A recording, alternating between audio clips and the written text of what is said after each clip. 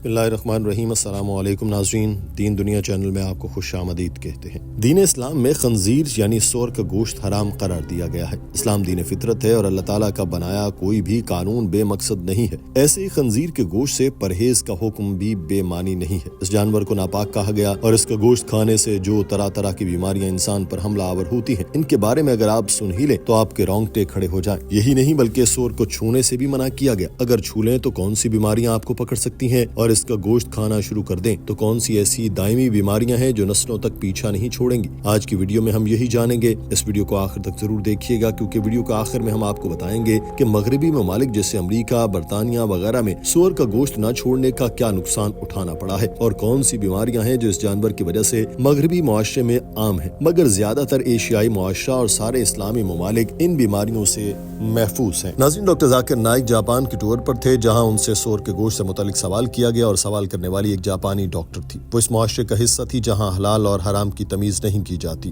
جاپانی لوگ ہر چیز کو کھا لیتے ہیں، نتائج کی پرواہ نہیں کرتے۔ ناظرین، سوال کرنے والی اس جاپانی خاتون کو انگریزی زبان نہیں آتی تھی، یہ جاپانی ہی میں ہی بول رہی تھی۔ اس نے اسلامی سکارف سر پر اوڑھ رکھا تھا اور لباس اور حلیے سے مسلمان لگ رہی تھی۔ اس نے کہا کہ میں نے اسلام کے بارے میں بہت پڑھا ہے، اگر میرے سوال کا جواب دے دیں تو میں مسلمان ہو جاؤں گی۔ میں نے تو حلیہ بھی مسلمانوں والا ہی بنا رکھا ہے۔ میں یہ جان چکی ہوں کہ اسلام میں سور کا گوشت کھانا حرام ہے، مگر میں اس کے سائنسی مسائل بھی جاننا چاہتی ہوں کہ کیوں اور کس وجہ سے اسلام نے پوک کھانے سے منع فرمایا۔ اس سوال کا تسلی بخش جواب ملنے پر میں مسلمان ہو جاؤں گی۔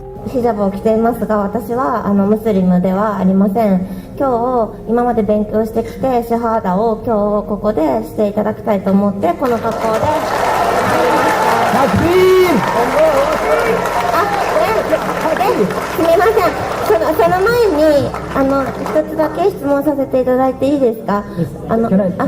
She's Momoko Momoko Suzuki. Doctor. Doctor Zakir Naik نے اس لڑکی کو بتایا کہ قرآن پاک میں سور کا گوشت کھانے سے 3 جگہوں پر منع کیا گیا۔ سورہ مائدہ میں ارشاد باری تعالیٰ ہے کہ تم پر مردار اور لہو اور سور کا گوشت حرام کیا گیا ہے، اور وہ جانور جس پر اللہ کے سوا کسی اور کا نام پکارا جائے۔ سورہ بقرہ میں ارشاد ہے، سوائے اس کے نہیں کہ تم پر مردار اور خون اور سور کا گوشت اور اس چیز کو کہ اللہ کے سوا اور کے نام سے پکاری گئی ہو حرام کیا ہے۔ پس جو لاچار ہو جائے، نہ سرکشی کرنے والا ہو اور نہ ہی حد سے بڑھنے والا، تو اس پر کوئی گناہ نہیں، بے شک اللہ بخشنے والا نہایت رحم والا ہے۔ سورہ انعام میں لکھا ہے کہ کہہ دو کہ میں اس وحی میں جو مجھے پہنچی ہے کسی چیز کو کھانے والے پر حرام نہیں پاتا جو اسے کھائے، مگر یہ جو کہ مردار ہو یا بہتا ہوا خون سور کا گوشت کہ وہ ناپاک ہے۔ اور سورہ نحل میں ارشاد ہے کہ تم پر صرف مردار اور خون اور سور کا گوشت حرام کیا گیا۔ یہ ممانعت صرف اسلام میں ہی نہیں اور بھی کئی مذاہب میں ہے۔ بائبل میں لکھا ہے کہ سور کے پیر وہ آپ کے لیے غلیظ ہیں، اس کا گوشت نہ کھاؤ، اس کے ڈھانچے کو ہاتھ بھی نہ لگا۔ ہندو مذہب کی کتاب میں بھی لکھا ہے کہ ایک برہمن ہے، وہ کبھی بھی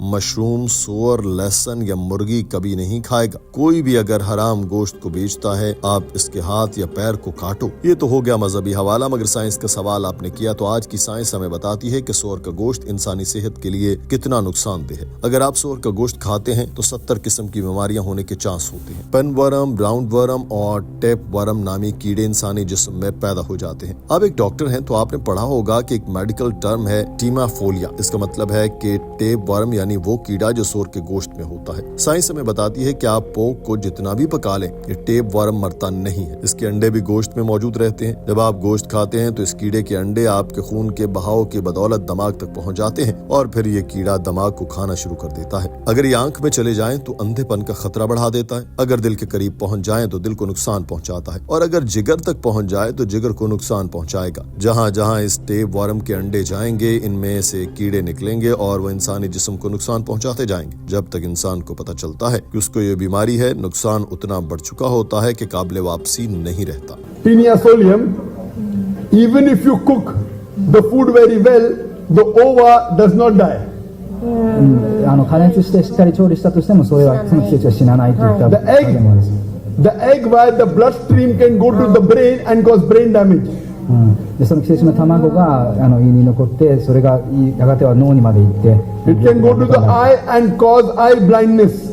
で盲目を ڈاکٹر ذاکر نائک نے بیماری کی ایک اور میڈیکل اصطلاح ٹیمیا ٹیچریس بتائی. کہا کہ یہ بھی ایک کیڑے کا نام ہے جو انسانی جسم میں سور کے گوشت کے ذریعے آتا ہے اور جسم کو نقصان پہنچاتا ہے. سائنس بتاتی ہے کہ خنزیر کے گوشت میں چکنائی کا تناسب بہت زیادہ ہوتا ہے. خنزیر کے گوشت میں چکنائی کا تناسب کسی بھی دوسرے جانور کے گوشت کے مقابلے میں انتہائی زیادہ ہوتا ہے جو انسانی صحت کے لیے بہت خطرناک ہے. خنزیر کی کھائی گئی غذا بہت تیزی سے اس کے جسم کا حصہ بنتی ہے. خنزیر کا نظام ہاضمہ بہت تیز رفتاری سے کام کرتا ہے. اسی وجہ سے انتہائی قلیل وقت یعنی صرف 4 گھنٹوں میں اس کے جسم کے گوشت کا حصہ بن جاتا ہے. اور چونکہ یہ انتہائی تیز رفتاری سے ہوتا ہے لہٰذا یہ گوشت غذائیت سے محروم ہوتا ہے. خنزیر اپنے پیشاب اور فضلے کو کھا جاتا ہے. اس کے علاوہ یہ غذا کے طور پر ہر چیز کو کھا جاتا ہے. گندگی میں پلنے والے کیڑے ہوں یا اس کے ساتھیوں کا گند، زخموں سے رسنے والا خون اور پیپ ہو، یہ سب چیزیں وہ غذا کے طور پر استعمال کرتا ہے. یہ گندگی میں رہنا پسند کرتا ہے. کسی بھی دوسرے جانور کے مقابلے میں خنزیر کے گوشت میں زہریلے مادوں کی مقدار زیادہ ہوتی ہے. اس کی وجہ یہ ہے کہ وہ غذا میں سے زیادہ مقدار میں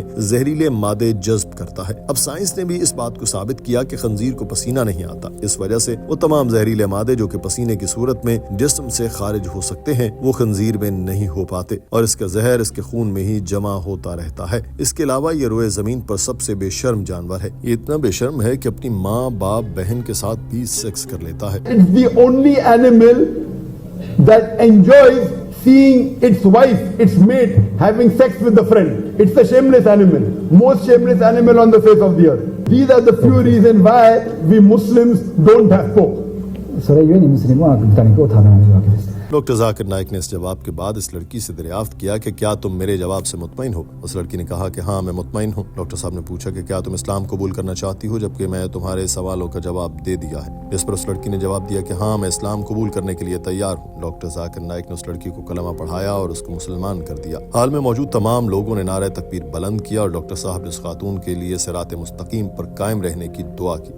اشہدو اللہ الہ الا اللہ و اشہدو ان محمدن عبدہ و رسولہ. ڈاکٹر ذاکر نائک نے جاتے جاتے سور کے گوشت کے مزید نقصانات بھی بتائے تاکہ کوئی بھی انہیں کسی بھی موقع پر سنے اس کو معلوم ہو کہ اللہ تعالیٰ نے سور کے گوشت سے بچنے کا حکم کیوں دیا. بتایا کہ خنزیر کا گوشت کسی بھی درجہ حرارت پر پکنے کی صورت میں جراثیم سے پاک نہیں ہوتا.